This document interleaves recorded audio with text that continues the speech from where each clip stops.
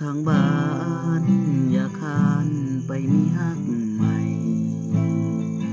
ส่วนอายคนไกลอดไว้ตั้งใจสู้งานเพื่อกลับมาบ้านได้เงินมาขอสามไว้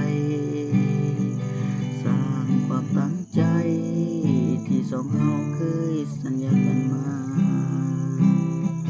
น้องละเอ้ยอย่าเคยคิดไปมีใหม่อย่าเฮ็ดให้อายเสียใจในเมื่ออายอยู่ทางนี้ถึงเวลาสิโดน